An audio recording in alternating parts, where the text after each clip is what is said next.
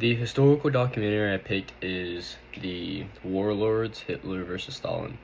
So, just as like an introduction, so this documentary it examines how four leaders, which are Hitler, Stalin, Winston Churchill, and Franklin Roosevelt, and it's basically just how they waged a psychological war against each other between 1939 and 1941.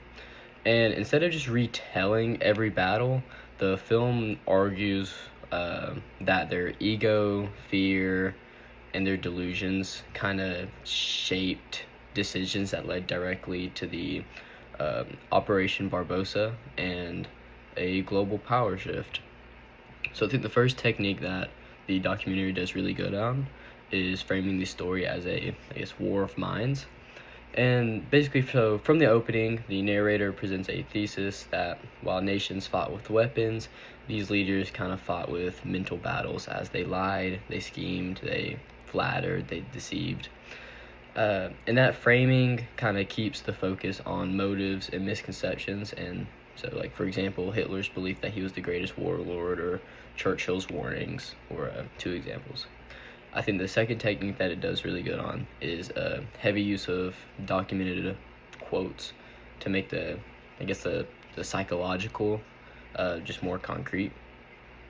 So rather than just kind of basic claims, the documentary anchors psychology with just quotations.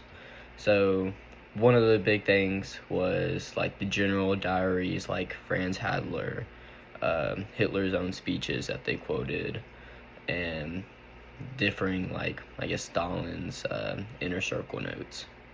So I feel like quoting these exact dates and voices kind of turn the psychology into evidence, and it's not really just opinions anymore.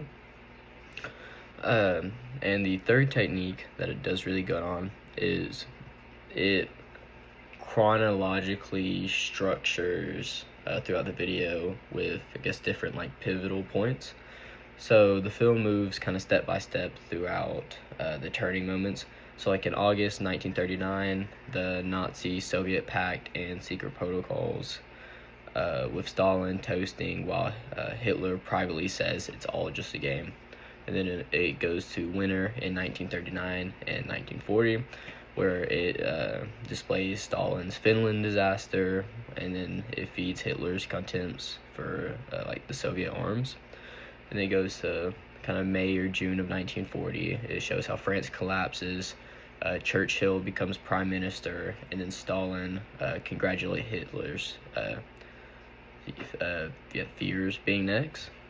And then the summer of 1940, it shows Hitler's illusions that Britain holds out, not only because of Russia and the U.S. And then it goes November 1940, Molotov in Berlin. It kind of just shows the tense meeting that convinces both sides that the marriage of convenience is ending. So just the timeline kind of makes a cause and effect, and then shows how the ideas kind of stack onto each other. It just overall leads to, I guess, catastrophe is what you can say. I think the fourth technique that it really does good on is kind of strategic use of scene setting and sound. So it shows differing places like the Salzburg, the Kremlins, and Berlin, and it has different like music surges under key lines, and it kind of helps cue the stakes. So one of them is like the crowds when Hitler returns to Berlin. And I think just the sound design keeps the viewer inside the leader's emotional weather. I think the last technique that it does really good on is balance and evaluation. So I think the documentary avoids very simple hero and villain type roles among allies and enemies, and it kind of shows the mutual manipulation between both sides. So one of the examples is how Stalin reports Churchill's outreach to Berlin to prove loyalty. Another one is Hitler invites Molotov and then seized at Soviet demands. And in conclusion, the documentary is effective because it turns psychology into sourced moments with dates, diaries, and speeches, and it uses chronological steps to connect thoughts to outcomes It blends narratives, quotations, settings, and music to keep us inside kind of, I guess, the leader's head, the leader's thoughts, without losing factual footing. And by the time Barbossa begins, we understand not just what happened, but why each man convinced himself it must happen.